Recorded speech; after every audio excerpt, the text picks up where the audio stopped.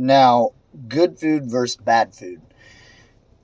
I like to use just myself as an example, being in this as long as I have and staying within the lines, staying in the shape that you want to year round, isn't going to come from viewing food as good or bad.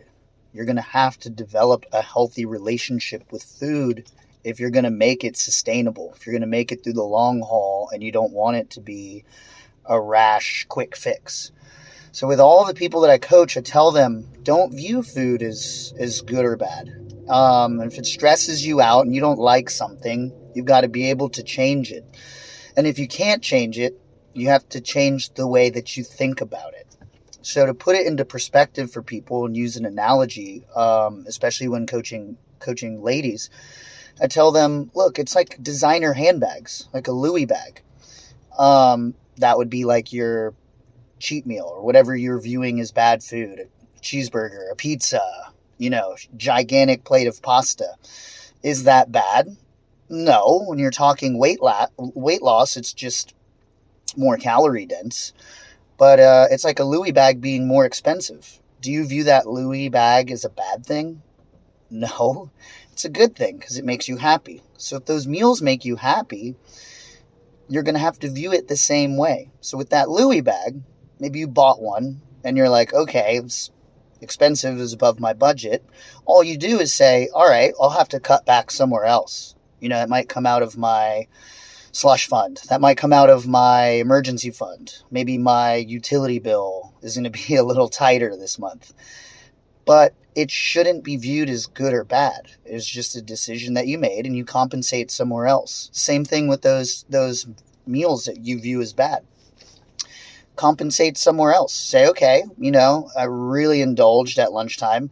I blew it out. I had 3 margaritas, this gigantic bowl of pasta, maybe a giant burrito. Dinner, I'll have to scale back. Just view it in terms of finance. Give and take. That's the only way you're going to survive this thing. It's the only way you're going to make it sustainable, and the only plan that's going to work is a sustainable one. Just try and work on that. Those quick mental hacks. There's no good or bad food. There is nutritious and there's less nutritious, but food isn't inherently good or bad. Like for myself, I love bourbon. I like beer, pizza all the time. I just compensate. It's give and take. And I don't beat myself up when I eat it. Just like if you buy that Louis bag, you shouldn't beat yourself up. You earned it. Maybe you wanted it. Maybe it made you feel good. You just scale back in other ways. It's just give and take. So you've got to work on that in order to get it right.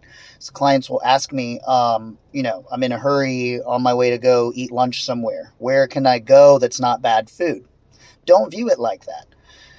Don't do it. You want to go to Chick-fil-A? Go to Chick-fil-A. But just realize that breakfast maybe would have had to have been a little smaller, or maybe dinner you reel it in a little bit, but you really enjoyed that Chick-fil-A for lunch. It's totally fine. Just have to create some sort of balance, and you have to have an understanding of calories. And if you stop viewing it as good or bad, you're going to punish yourself a lot less. And it's like that bow and arrow theory, where you're pulling back on the bow every time you say you can't have something. Oh, I can't have that Chick-fil-A, it's bad. I can't have that beer, I can't have that margarita, it's bad. And you're pulling that line back, and there's getting tension on it, and then you let it go, you binge, you go buck wild. But you wouldn't do that with handbags. You buy a Louis bag, you're not like, oh, I blew my whole budget, I might as well buy 6 Louis bags. Try and view it the same way.